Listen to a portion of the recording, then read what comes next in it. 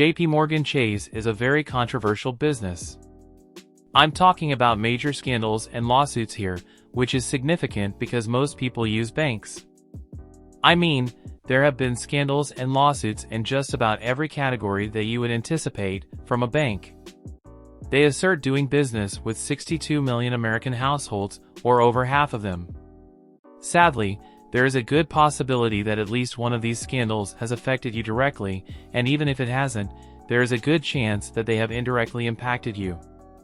So, in this video, I'll discuss what's been going on lately. Since there has been a lot going on, I can't discuss everything, but I do want to draw attention to some of the topics that have either had the biggest effects, received the most attention, or have affected the public in the most direct ways. Starting with how big they are. Many people worried that some of these giant institutions have grown too large. Because JPMorgan Chase is the largest bank in the United States, there is a concern that they have too much influence over the economy and other factors. They outpace every other bank and Bank of America in terms of assets, with somewhere around $3 trillion in total. Over 200 years of U.S. banking sector consolidation have led to the establishment of this bank as it is now. I'm not even sure whether there is another firm with such a strong historical connection to America. Just a few of the highlights have their roots in the Manhattan Company, which was established in 1799 by Aaron Burr. Its initial purpose was to construct a system that would deliver clean water to New York City. But when they had some spare cash, they decided to establish a bank. However, it now seems that may have been Aaron Burr's original goal. They sold the city their entire water business after just 9 years, and starting in 1955 they focused exclusively on banking. That business merged with Chase National Bank, the third largest bank in the nation. They began in 1877 and were named after Salmon P. Chase, who had passed away 4 years earlier. He served as President Abraham Lincoln's Secretary of the Treasury during the American Civil War before going on to spend the last 9 years of his life as Chief Judge of the Supreme Court. Additionally, I found it intriguing that he was eventually picked to appear on the $10,000 bill, which was still considered official U.S. currency. The Manhattan Company and Chase National Bank eventually merged in the 1950s after the former began combining with a number of other banks in the 1920s. Obviously, the other portion of the name is derived from J.P. Morgan, another famous historical figure. He inherited his father's business in the 1890s and combined it with his own assets to formally launch the new business I'm referring about. Okay, everything is starting to make sense. Throughout the 1900s, J.P. Morgan and Chase were two independent banks that continued to expand and join forces with several other financial institutions. By the year 2000, the two of them had merged to form JPMorgan Chase, but that wasn't the end of the story. They continued to combine with additional banks, which helped them develop into the biggest bank in the nation. Particularly noteworthy were their acquisitions of Bank One in 2004 and Bear Stearns and Washington Mutual in 2008. All of this was related to the financial crisis, which was further solidified when the U.S. government effectively declared them to be too big to fail and provided a bailout of $12 billion. Many individuals were worried that JPMorgan Chase may have become a little bit too big. In order to keep the remainder of my list current and relevant, as well as to help it become more focused, I have decided not to include anything that occurred before to the 2000 merger that effectively created JPMorgan Chase.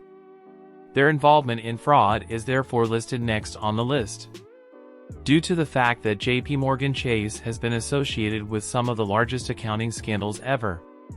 Specifically the early 2000s exposes of Enron and WorldCom. To deceive the public into investing in their business, these companies essentially lied on their financial accounts. JPMorgan Chase was charged with aiding Enron in deceiving investors. They were one of Enron's largest lenders and are accused of making dodgy loans to the company in order to misclassify the loans and conceal them from investors. As a result, the potential investor would come along and put their money in the company after seeing the financial statement's low debt numbers.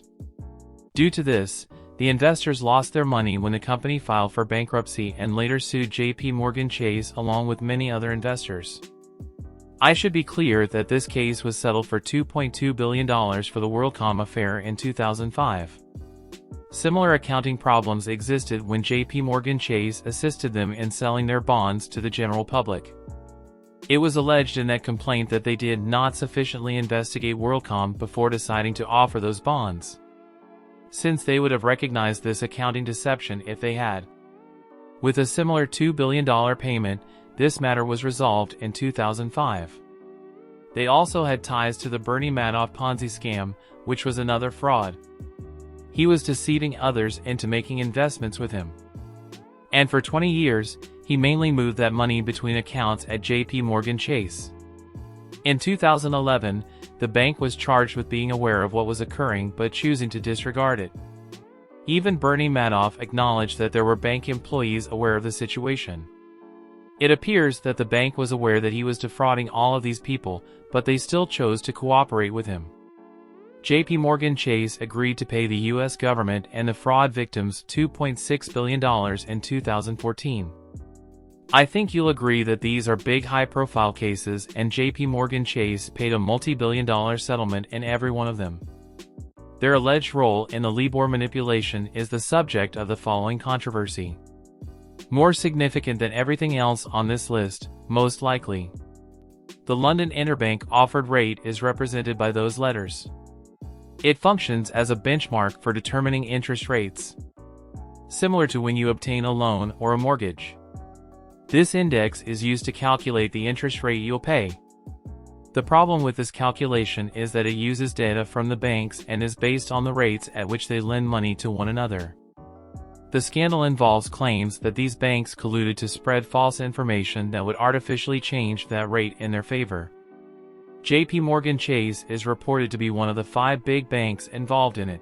From 2003 until it was discovered in 2012, JPMorgan Chase and these other institutions may have changed interest rates. I feel it was the most significant because everybody who took out a loan at that time was probably impacted by it in terms of the interest rate on the loan and ultimately the interest they paid. This case also resulted in a lawsuit, which was settled with Citigroup for $182 million. The topic of mortgages follows next.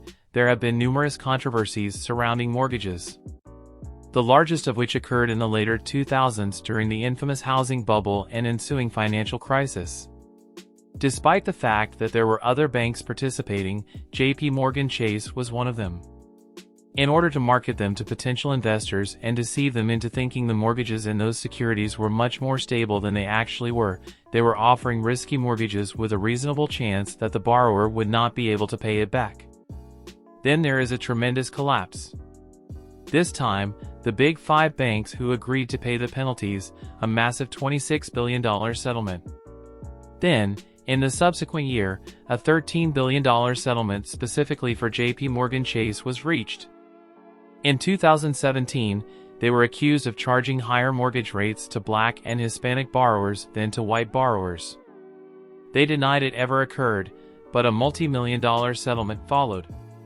When I claimed that they had been involved in numerous litigation, I wasn't joking. I'm going to talk about the London whale here to keep things moving. It's a gambling word that refers to a person who constructs extremely enormous beds, and in this case, the whale is a man from London by the name of Bruno Ixil. He betrayed JPMorgan Chase by placing some excessively hazardous bets on credit default swaps for the benefit of the organization. It gets a little tricky in the details. However, the corporation ultimately lost about $6 billion as a result of those wagers. There aren't many gamblers who can claim to have lost $6 billion. He not only wasted their cash, it damaged their reputation since it led people to question their ability to manage risks. The company's management was mostly blamed for allowing it to occur. The company's CEO experienced a significant pay reduction the next year, and on top of everything else, there were approximately $1 billion in fines associated with it. In total, there were $6 billion in losses, $1 billion in fines, and a tarnished reputation. The controversy-filled list goes on and on. People have experience with credit cards. Again, there are pretty much all the problems you can think of here. A number of its clients filed a lawsuit against the bank in 2012, alleging that the bank unfairly increased the monthly minimum payment from 2% to 5% of the sum. If they transferred the sums from their other credit cards to their Chase card, they claimed they were advised to do so. Fixed charges would be applied to them up until the balance was paid in full. So they abruptly increased the rates. It resulted in increased fees, was somewhat of an odd case, but it was settled for $100 million. From 2005 to 2012, there was a different problem with automatically billing the bank. They were allegedly charging cardholders for credit monitoring services that they had never authorized and, in many cases, had never even rendered. They were mandated in 2013 to repay $300 million to clients and pay fines of $80 million in 2015. Over 100,000 cardholders were affected by a different problem. You won't be surprised to learn that they were essentially trying to collect their debts through all of these illegal means, and it also resulted in a multi-million-dollar settlement. Finally, because this recent example was quite significant, I wish to mention futures market manipulation. Futures are financial derivatives, but, because they are mostly for precious metals in this instance, it becomes more problematic. JPMorgan Chase is accused of influencing the price of these futures. In order to either increase or decrease demand for them depending on the situation, they were placing these orders that they never planned to carry out. It, of course, would change the price either higher or lower. They acknowledged the violation and consented to pay a $920 million fine in 2020. Here it is, my list of some of the more noteworthy or fascinating controversies that have arisen from JPMorgan Chase since the company was founded in 2000. Please share your experience with JPMorgan Chase in the comments section. Do you currently have an account with them or have you in the past? If yes, did you participate in any of the scandals mentioned above? Did they attempt to sign you up for their credit monitoring services? Were you an Enron investor? Such variation is present here. I believe it is a legitimate question, and I feel the need to reiterate that this list is not exhaustive. Numerous additional controversies may have easily made the list. This company has seen a lot of activity. Please let me know if you think I missed something important. If you have any further opinions about JPMorgan Chase, please share them in the comments section. I appreciate you watching. Visionomics, I'm done.